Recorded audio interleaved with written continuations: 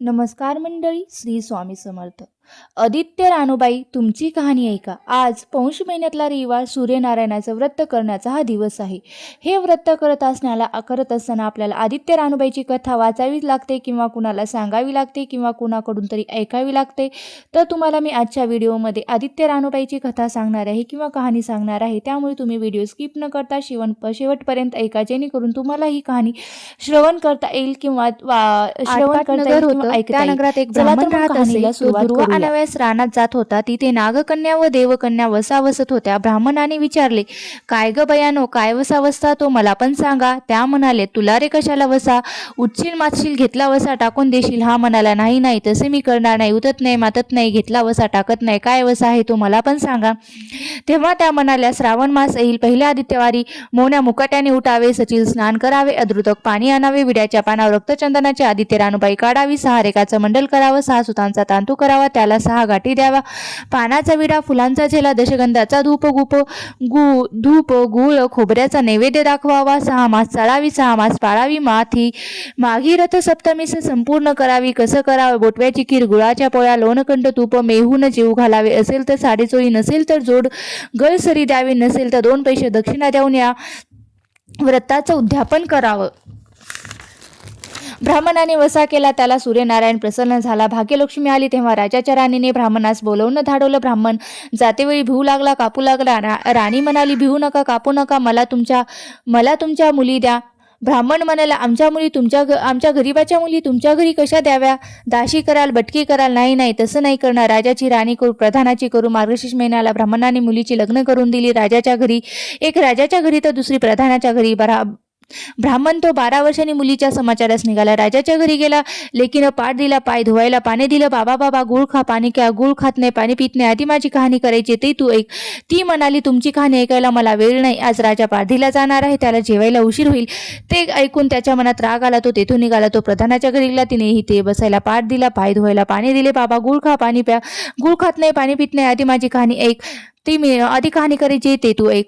तुमची कहाणी ऐकू नको तर कोणाची ऐकू. घरात गेली, उतरंडीची 6 मोती आणली, 3 आपण घेतली, 3 बापाच्या हातात दिली. त्याने मनोभावी कहाणी सांगली आणि तिने चित्त भावे ती कहाणी ऐकली. नंतर जेवून बाप आपल्या घरी आला. बायकोने विचारले, मुलीचा समाचार कसा आहे हो. त्याने उत्तर दिले, जिने कहाणी ऐकली ती दारिद्र्याने पिल्ली, जिने कहाणी ऐकली नाही ती दारिद्र्याने पिल्ली आहे आणि दुःखाने गांजली आहे. राजा मुलकावर निघून गेला आहे आणि जिने कहाणी ऐकली ती भाग्याने नांदत आहे. इकडे जी दरिद्री झाली होती किंवा जिला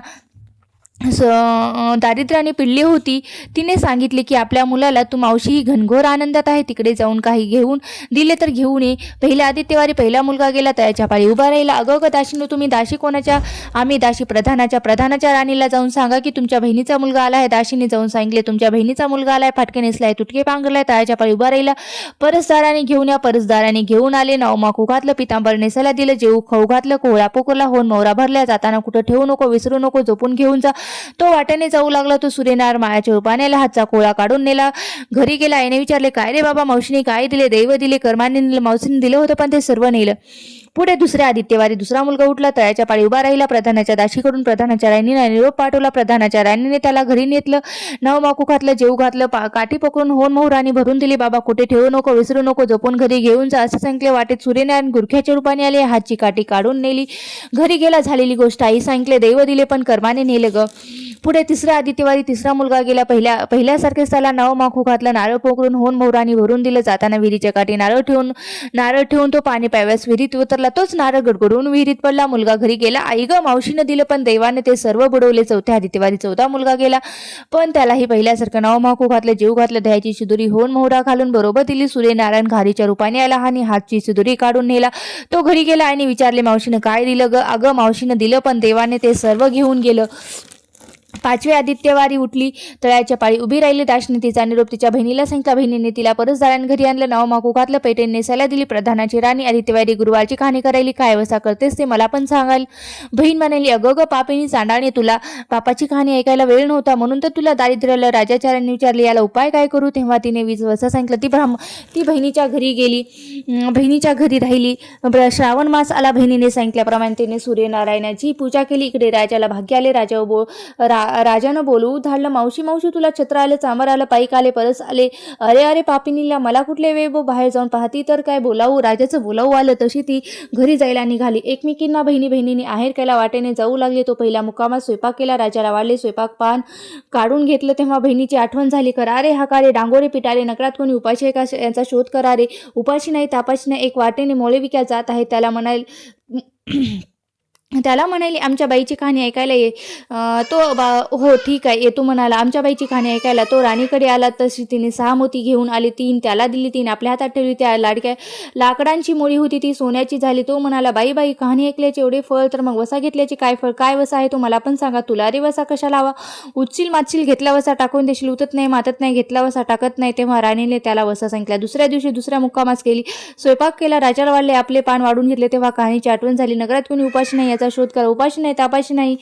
एक माळी चिंतेत बसला आहे. त्याला बोलवले आणि म्हटले आमच्या बाईची कहाणी ऐकतो. म्हणाला तुमची कहाणी ऐकून मी काय करू, मी तर चिंतित बसलो आहे. असे म्हणून तो आला. तेव्हा त्या राणीने 6 मोती आणले. 3 आपण घेतले, 3 त्याच्या हातात दिले. राणीने कहाणी सांगली आणि त्याने मनोभावी ऐकली. माळ्याचा मळा पिकू लागला. तो म्हणाला बाई कहाणी ऐकल्याचे एवढे फळ, तर मग वसा घेतल्याचे काय फळ, काय वसा आहे तो मला पण सांगा ना.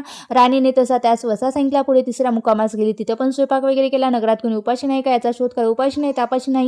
एक म्हातारीचा मुलगा वनात गेला. एक डोहात बुडाला. एक सर्पाने खाल्ला. तिला म्हणाली अगं आमच्या बाईची कहाणी ऐकती. म्हणाली कहाणी ऐकून मी काय करू, मी तर मुलासाठी रडत आहे. येते बरं असे म्हणून ती आली.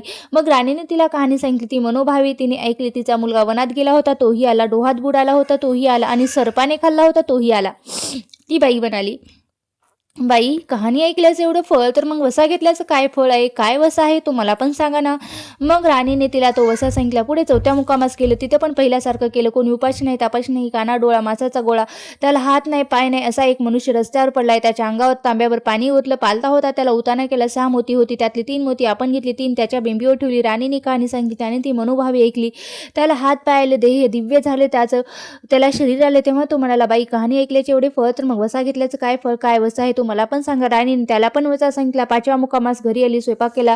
षडक्ष पक्वाने जेवायस केली. सूर्यनारायण जेवायला आले. भोजनात बसले. त्यांना पहिल्या घासाचाच केस लागला. तेव्हा ते म्हणाले अगं कोण्या पापिनीचा केस आहे हा. राजाच्या राणीला 12 वर्षे दारिद्र्य आलं होतं. तिने आदित्यवारी वळचणी खाली बसून केस विंचरले होते. काळ चवाळ डोईचा केस वळचणीची काडी डाव्या खांद्यावरून वेशीबाहेर टाकून दे. राजाच्या राणीला जसं सूर्यनारायणाचा कोप झाला तसा तुम्हा आम्हाला कोणालाही होऊ नये. ब्राह्मण मोळी